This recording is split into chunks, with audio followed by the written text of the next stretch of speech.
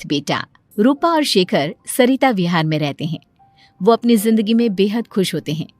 दोनों का शौर्य नाम का एक बेटा भी होता है, जिस पर दोनों ही अपनी जान छिड़कते हैं। शेखर, अब तो आप शौर्य को अपनी गोद से नीचे उतार दीजिए, उसके सोने का टाइम हो रहा है।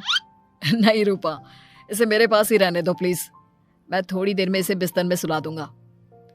लेकिन कल सुबह आपकी ऑफिस में मीटिंग भी तो है ना, और इसके लिए आपको कल जल्दी भी तो निकलना होगा। जाइए, आप भी जाकर सो जाइए। क्या यार, अभी तो मेरी गोद में आया था मेरा बेटा और तुम उसे लेकर जा रही हो। बाद में कर लेना अपने बेटे से प्यार, अभी जाकर सो जाइए। रूपा शेखर से शौर्य को ले रही होती है कि तभी शौर्य रोने लगता है। शौर्य को रोता देखकर रूपा उसे फिर से शेखर को थमा देती है। आपका बेटा ना एक नंबर का नौटंकी है, बिल्कुल आप पर गया है वो। साफ बोलो ना, तुम्हें जलन होती है हम दोनों बाप बेटे का प्यार देखकर। पहले बड़ा तो होने दो तुम शौर्य को, फिर देखना वो सबसे ज्यादा मुझे ही प्यार करेगा। देखते हैं। ऐसे ही दिन बीतते चले जाते हैं और एक दिन कैंसर की बीमारी के चलते रूपा की मौत हो जाती है। अब शौर्य 3 साल का हो चुका होता है, जिसके कारण उसकी दादी शेखर पर दूसरी शादी का दबाव बनाने लगती है। शेखर, शौर्य अभी बहुत छोटा है और उसे इस समय एक माँ के प्यार की बहुत जरूरत है। माँ, मुझे दूसरी शादी नहीं करनी। क्या पता जो दूसरी औरत आएगी वो मेरे बेटे को एक माँ का प्यार दे या ना दे। तो रूपा की छोटी बहन वैशाली से ही शादी क्यों नहीं कर लेता?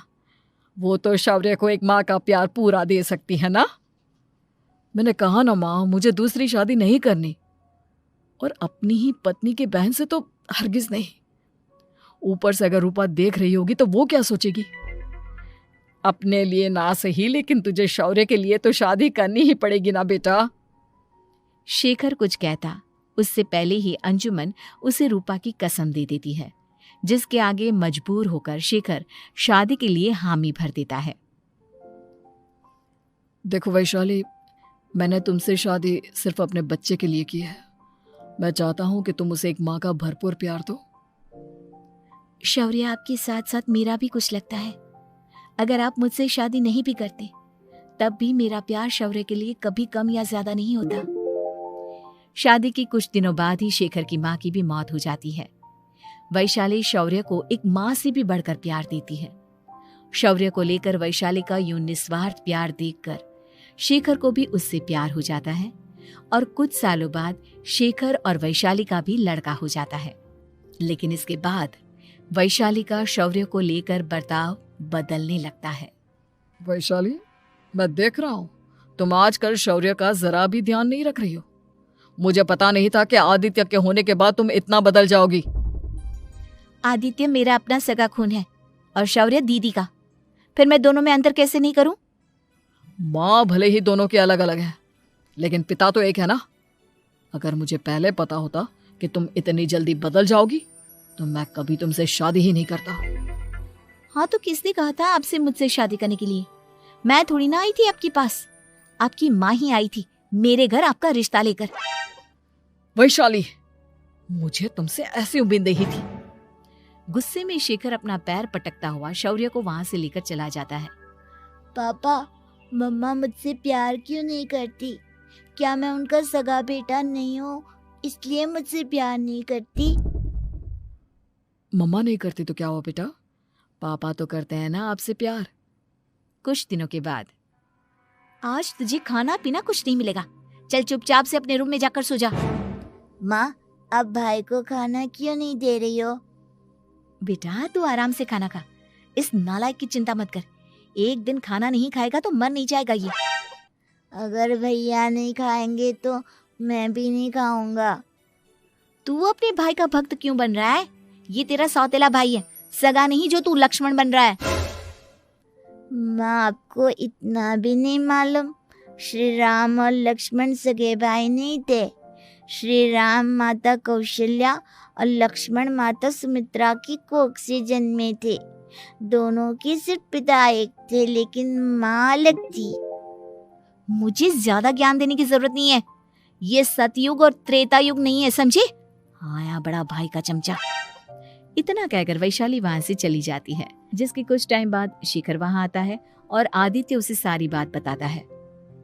मुझे माफ कर दो शौर्य, तुम्हारी माँ के जाने के बाद मुझे दूसरी शादी का फैसला करना ही नहीं चाहिए था।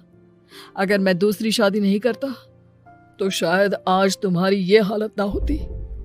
नहीं पापा, अगर आप शादी नहीं करते तो मुझे आदित्य जैसा छोटा भाई कभी नहीं मिलता। थैंक यू मुझे इतना अच्छा भाई देने के लिए।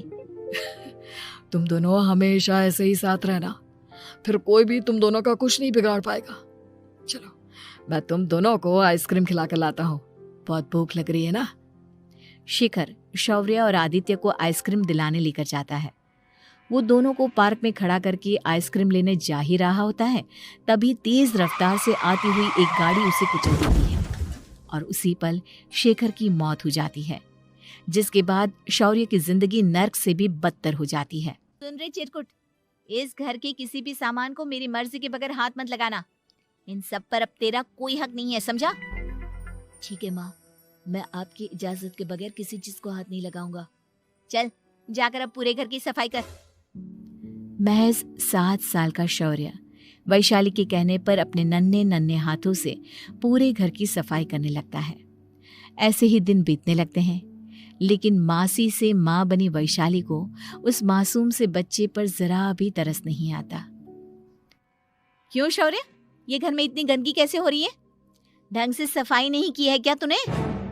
माँ मैंने तो अच्छे से सफाई की थी, लेकिन आदित्य बार बार इधर उधर चलकर गंदा कर देता है।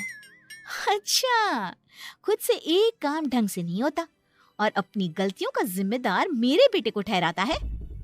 इतना कहकर वैशाली बांस का डंडा उठाकर शौर्य को जोर जोर से मारने लगती है। तभी वहां वैशाली के मायके वाले भी आ जाते हैं और उसकी सारी करतूतें देख लेते हैं। माँ मैं ऐसा क्या करूं जिससे आप मुझे भी आदित्य के जितना प्यार करोगी? बोलिए ना माँ, मेरे क्या करने से आपके अंदर मेरे लिए ममता जागेगी? वैशाली शौर्य की एक नहीं सुनती, उसके ऊपर डंडे बरसाती जाती है।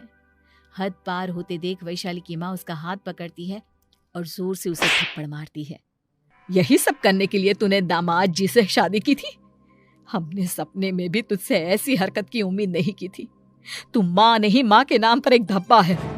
बस कीजिए माँ, आदित्य के इस दुनिया में आने से पहले मैंने इसे बहुत प्यार किया था, लेकिन अब जब मेरी खुद की औलाद है तो मैं किसी और के बच्चे से प्यार क्यों करूं? अरे नालायक औरत, जिसे तू किसी और का बच्चा कह रही है वो तेरी खुद की सगी बहन का बच्चा है। बहन है तो क्या हुआ, मेरे अपने बच्चे से बढ़कर तो नहीं हो सकता ना ये कभी। अगर यही बात थी तो तू हमें पहले बता देती, हम शौर्य को अपने साथ ले जाते। उसे इस तरह प्रताड़ित करने की क्या जरूरत थी? अगर आपको लेकर जाना है ना तो ले जाइए इसे, मैं नहीं रोकूंगी। नहीं माँ, मुझे कहीं नहीं जाना, मुझे आपके साथ ही रहना है। मैं तेरी कोई माँ बाबा नहीं हूँ, तेरी माँ मर चुकी है, समझा? अब निकल जा मेरे घर से। माँ आप बहुत गंदी हो, मुझे भी नहीं रहना आपके साथ, मैं भी भाई के साथ ही जाऊंगा। अरे तू क्यों जाएगा, तू तो मेरा सगा बेटा है, जाने दे इसे। हम यहाँ ऐश से रहेंगे, तुम्हारे पापा बहुत सारी जमीन जायदाद छोड़ गए हैं तुम्हारे लिए। नहीं माँ, मुझे भाई के साथ जाना है। आप अच्छी नहीं हो, आप बहुत बुरी हो, आप भाई को बहुत परेशान करती हो।